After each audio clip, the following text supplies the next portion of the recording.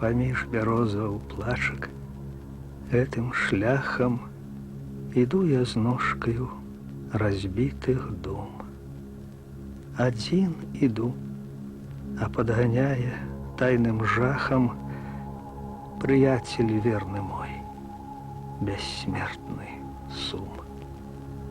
Іду па шляху я і пазіраю, як сфінкс, у сфінксаву нямую даль, і не знаходжу мукам сваім краю, і сіл не маю вырваць з сэрца жаль. Мне сегодня так больно, слезы взор мой туманят, эти слезы невольно я роняю в тиши, тиши.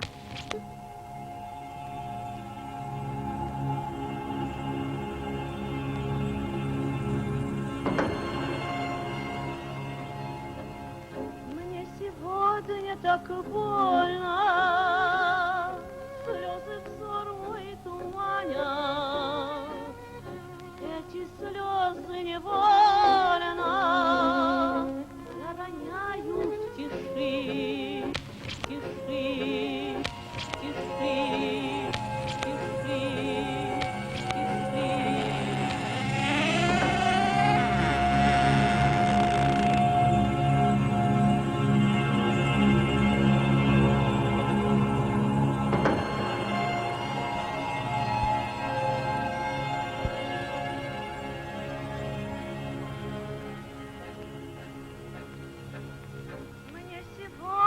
Так больно, слезы взор мой туманят, эти слезы невольно я роняю в тиши.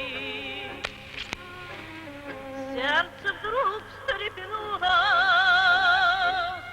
так тревожно забилось, все былое проснулось.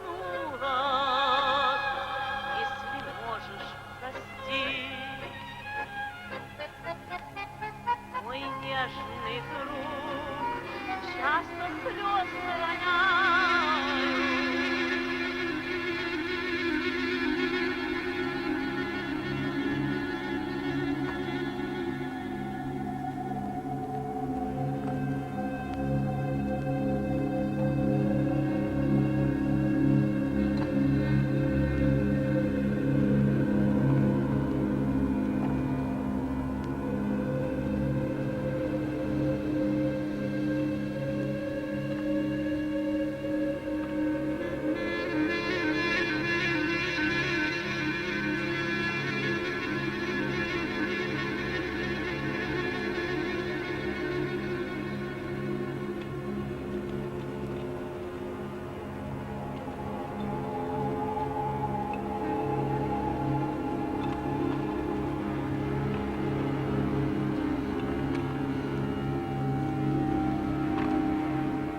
Впечатление такое, что мы вот в Краснополье живем, как на острове среди бушующего океана.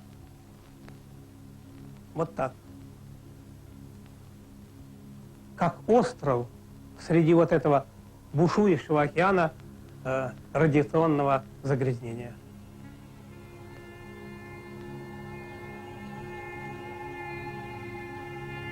Краю мой родны, як выкляты Богом,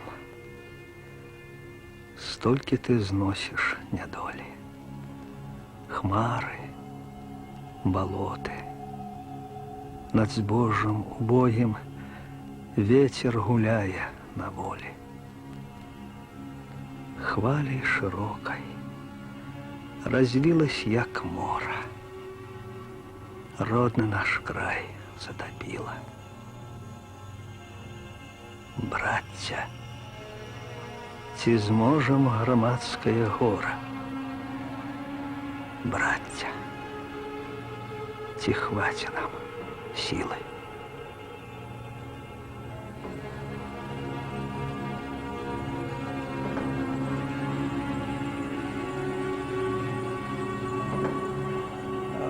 может быть, и отчасти по неграмотности, а может быть и потому, что выхода нет. Что предложить конкретно в такой ситуации? Что конкретно предложить? Может быть, если бы, начиная вот с 1986 года, делались более продуманные такие работы по локализации вот этой чернобыльской беды на месте здесь, может быть, и такого большого отселения не надо было делать. Была колись пора, гучэла завіруха, і замяла маёй мінуўшчыны сляды. Усціхла ўжо яна, плывуць удаль гады, а ўсё не б'юцца скрыдлы духа. Куды цяпер ісці? Куды?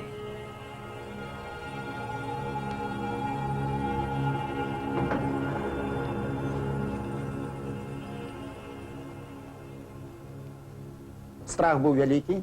Я сам вот ведаю, когда отбылась эта авария, где-то недели две прошло, стало поступать больше-меньше информации. Вот до нас тоже поступила такая информация, быть готовым к выезду. Документы, что были при себе, ну, необходные речи и прочее. И потом нам позднее уже говорили, где-то раз год-два, что в Кричеве стояли на поготове эшелоны.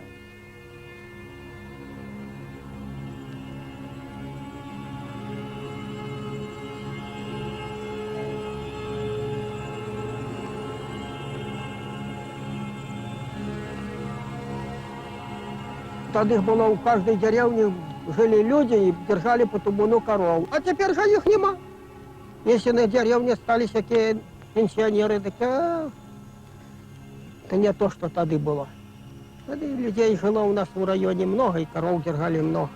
И все печки топили, надо были и горшки, и горлачи, и все. А теперь что у нас осталось? Одни калеки, да инвалиды, да пенсионеры в деревне. Остальные все живут в городе. Они перешли на легкий труд. У душі горить огонь, нуди, понурий, чорний. Ці мне криницей сльоз своїх його залить, і плугом тяжкого мучення серце узрить. Мов зайдуть там надії зерни. Куди ж істи?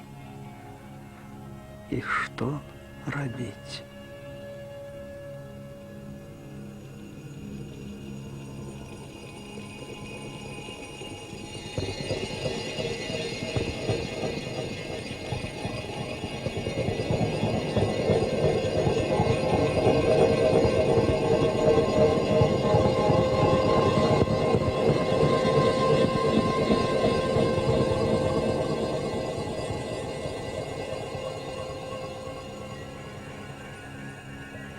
Не уздыхай, не бедуй, брат замучений мой.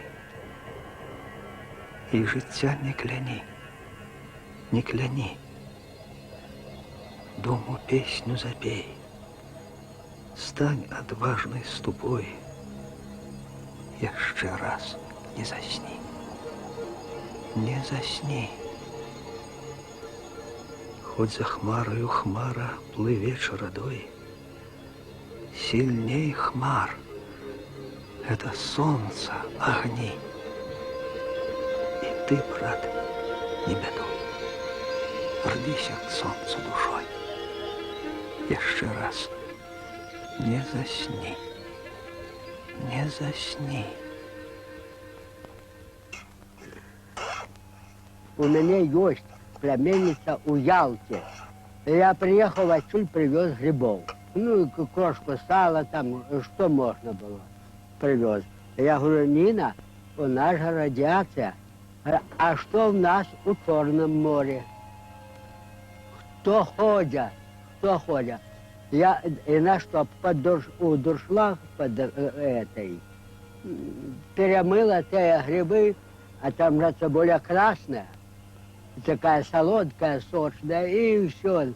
и все пошло. И не гребуй. Один брат у меня, родный брат, у Вильнюсе. Он полковник уже в отставке. Так, и он приезжая, еще баба была жива моя. Так, Алексей его зовут. И она говорит: Леш, что тебе? Давай мне 40 ваших. Так, ну, говорю, як есть, по-честному. Я говорю, а Нагасаки, Хиросима? Тоже ж у Японии там. Так он говорит, это не то. Это, говоря, ничего не изучено. И это рядом.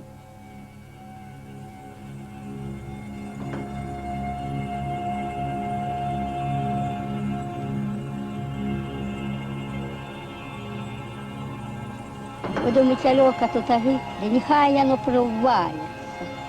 Приезжали немцы, брали на городе землю. У нас дуже дурная радиация, каже. Сильной земли, каже, идите. Я бы рада поехать, каб я могла. Я бы мужали своих детей поздоровела. А то же думаю, жаль про детей.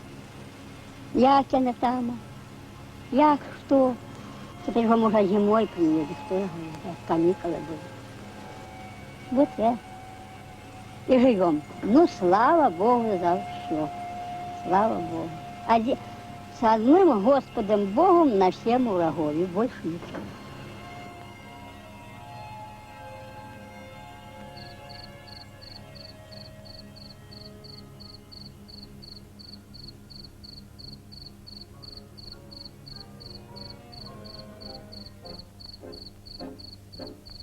Мне сегодня так больно, слезы взор мой туманят.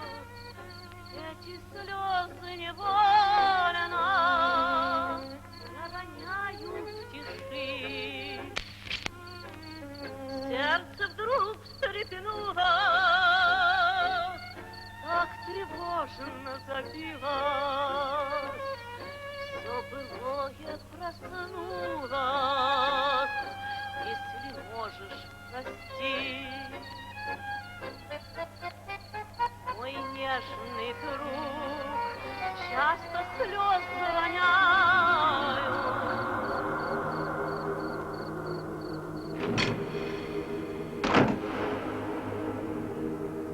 Молюся я небу, земли и простору,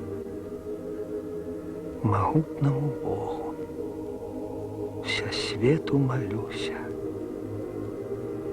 во всякой пригоде, во всякую пору, за родный загон Беларуси. Ну и у нас вот у школе из 94 учнів 20 стоять на диспансерному ліку. Ну, напевно, ні одного учня, ні одного наставника, работника в школі нема нормальної щитоподобної залози. У всіх порушення є, всіх. І от нас вельми непокоїть тое, що от ми зауважили, що в нашій місцевості у дітей резко падає зрок. Не тільки у школьників, навіть у дошкольників.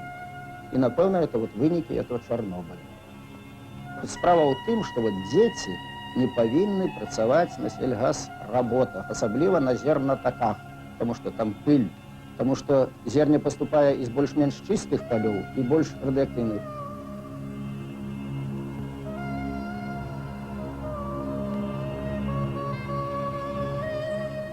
Був один вот такий страшний випадок. Мать приходила сюди, плакала. Ми не знали, що робити. Ну, пролечили його. И вот он говорил, что ты отчуваешь? Говорит, есть не хочу, спать все время хочется. И вот такая горкота. Я сейчас горкота. Ну вот он месяц побыл у Боровлянах. Мы говорили, чем тебе лечили? Говорили, давали настой трав. Пить, помешали какие-то таблетки. Все это прошло, теперь прозвали в армию. Он такой подвижный, энергичный, служит. Так что генофонд белорусов до всех вот этих трагичных катаклизмов устойливый для выживания.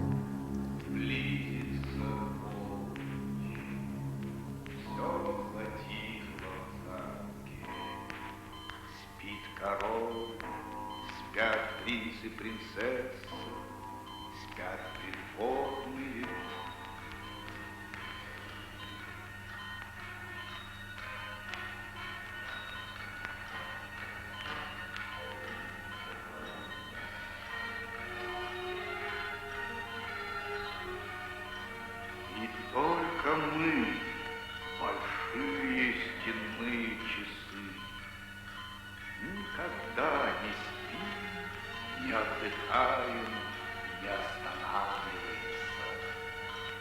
потому что мы две.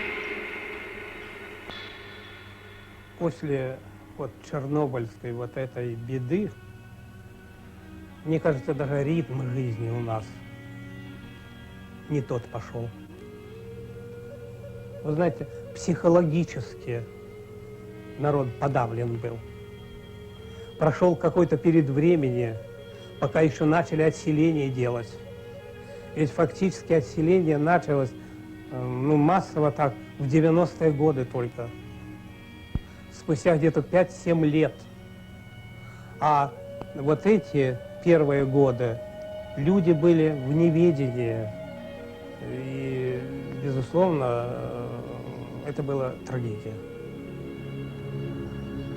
И если кого-то остудить надо послать туда. Хотя бы на несколько минут. Даже не на несколько дней, на несколько минут. И все станет на свои места. А мы живем, трудимся, делаем что-то, пытаемся вселять уверенность в людях и духовно как-то помогать им чувствовать себя несколько более свободно.